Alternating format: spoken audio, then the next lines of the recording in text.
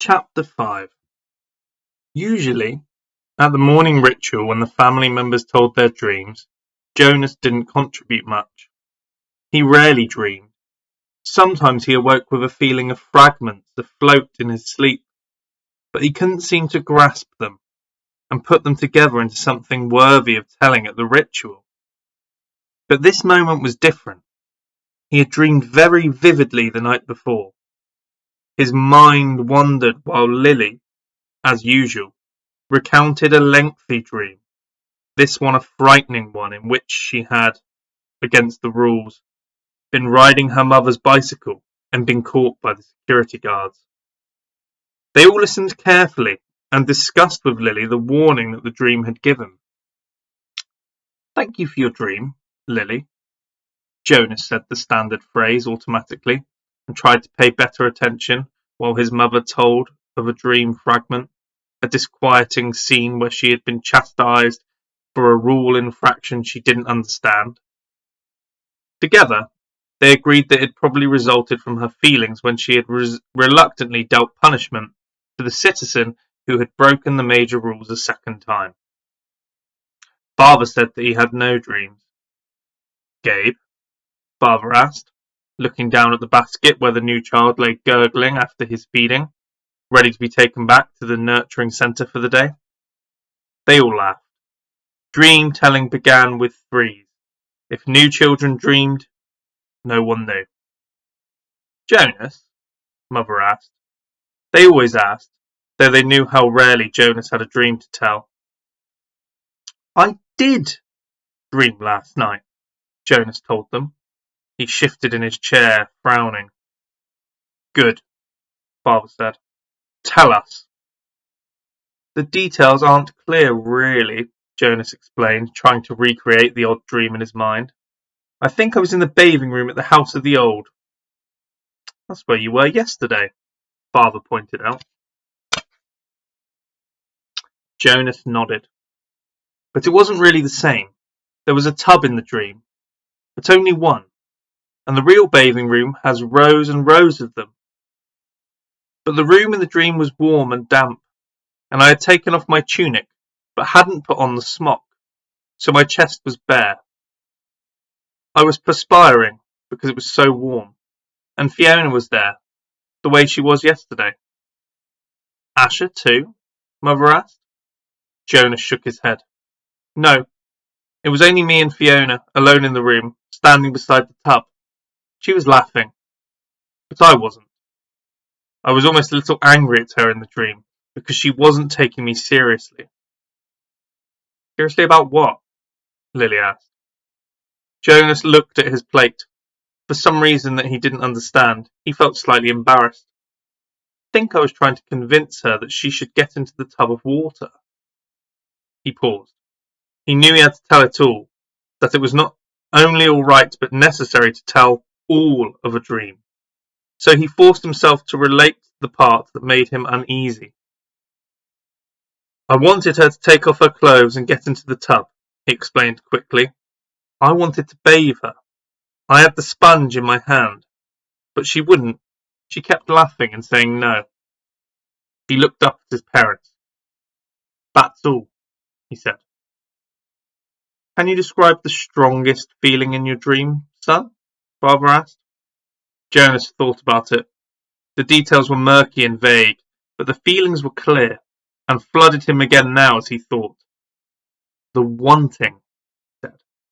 "I knew that she wouldn't, and I think I knew that she shouldn't, but I wanted it so terribly. I could feel the wanting all through me." "Thank you for your dream, Jonas," Mother said after a moment. She glanced at Father. "Lily," Father said, "it's time to leave for school. Would you walk beside me this morning and keep an eye on the new child's basket? We want to be certain he doesn't wiggle himself loose." Jonas began to rise to collect his school books. He thought it surprising that they hadn't talked about his dream at length before the thank you. Perhaps they found it as confusing as he had. "Wait, Jonas," Mother said gently. "I'll write an apology to your instructor so that you won't have to speak one for being late." He sank back down into his chair, puzzled. He waved to Father and Lily as they left the dwelling, carrying Gabe in his basket. He watched while Mother tidied the remains of the morning meal and placed the tray by the front door for the collection crew. Finally, she sat down beside him at the table.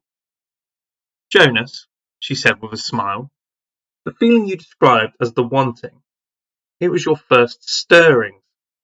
Father and I have been expecting it to happen to you. It happens to everyone. It happened to Father when he was your age, and it happened to me. It will happen someday to Lily.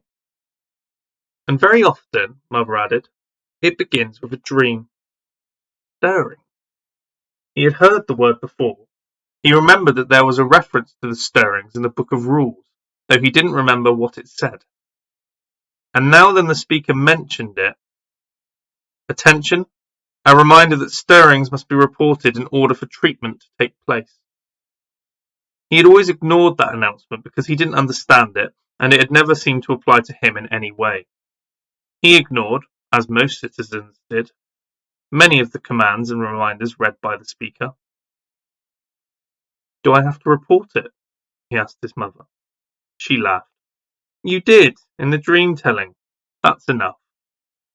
"But what about the treatment? The speaker says that treatment must take place." Jonas felt miserable. Just when the ceremony was about to happen, his ceremony of 12, would he have to go away somewhere for treatment, just because of a stupid dream? But his mother laughed again in a reassuring, affectionate way. "No, no," she said. "It's just the pills. You're ready for the pills, that's all. That's the treatment for stirrings." Jonas brightened. He knew about the pills. His parents both took them each morning, and some of his friends did.